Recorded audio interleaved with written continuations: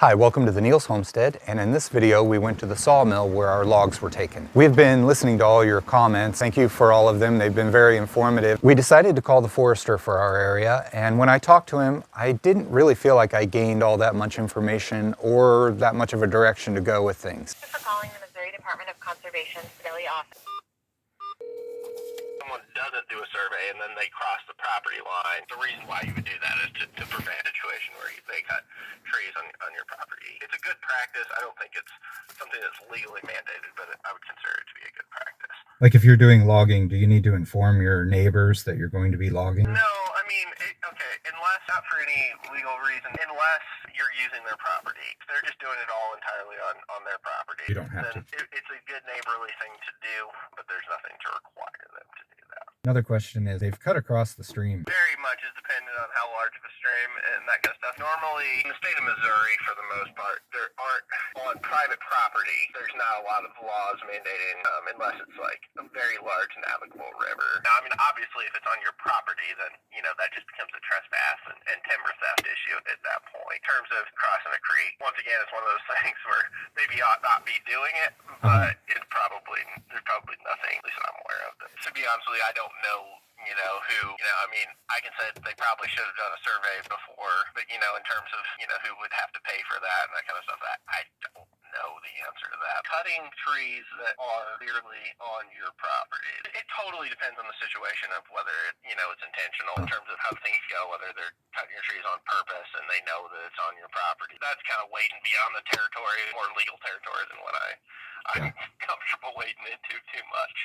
Yeah, I called Jeff City first, and then they sent me to Kansas City, and then Kansas City sent me to you. I apologize. I know that's sometimes how it goes. I don't know exactly all the legal processes involved, but if there, obviously if there are trees cut up there on your property. He told me that it's been happening quite a bit around the state. Other than like calling the sheriff and stuff, there wasn't a lot to do about it. So I also decided to call the conservation agent for our area, and he took a little longer to get back with me, but was more helpful and more willing to be available to help if we decided to do something. He also said that it's been happening more and more, and that in fact we were lucky to have caught them because there's a lot of people that don't catch them at all. Their trees are just gone and they get nothing out of it. He said that he would be available if we wanted to take any further legal action against these people. We've lived on this farm for almost 30 years now, and this is the first time that we've ever had to deal with something like this. We really didn't have any idea of the legal ramifications of everything. We just kind of reacted on the situation as we saw it. We didn't really realize how much of a big deal this is in legal stuff and how much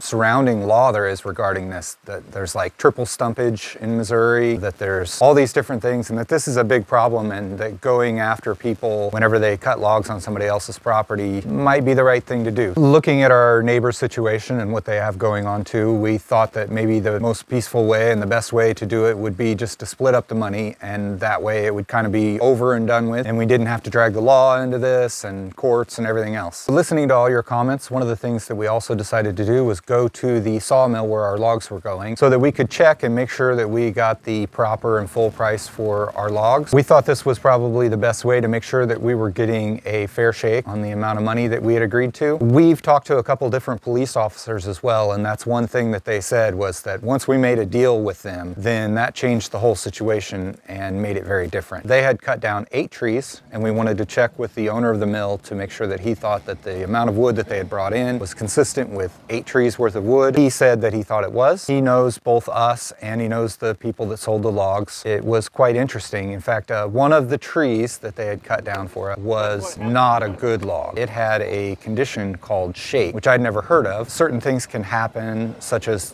the wind blows it, or frost, or when it falls, the fibers in the wood break apart and it separates into the rings in the tree. And you can look at the ends of the logs and you'll see round cracks that often run all the way down the logs. And in these, it did run down all 3 of them. And whenever you cut out lumber from those logs, your lumber will even fall apart because it splits right on those curves. So the logs are not high quality and they bring a much lower price on that tree. He said he wasn't completely sure what causes it, that he knows that wind can cause it, and he also had a suspicion that it has to do with the minerals in the soil where the tree grows. Like compared to the wind, I always said it has something to do with minerals in the ground too. I mean, just on the bark, you can see on the bark. Maybe it absorbs too much or absorbs too little and something causes the wood to be weak. We showed him the receipts that we had received just to make sure that they were the right ones, and he looked at them and verified that they were his and they were the amount that he remembered. The total price for everything was $3,800 and something. Our half of that was $1,900 and something. We weren't talking real big money on this. And in fact, it seems pretty low for walnuts. One thing that a lot of you have mentioned, and I agree, is that I don't really think these trees were big enough to have been logged yet. They should have gone another 10 or 20 years, and then they would have been worth quite a bit more. I wish we'd known more whenever it happened. Like I said, it's an area we've never dealt with. If it ever happens again, we will handle it very differently. But going on from here, I see there's several other trees down in there that are smaller that need some care to turn into good lumber down the road. We're going to keep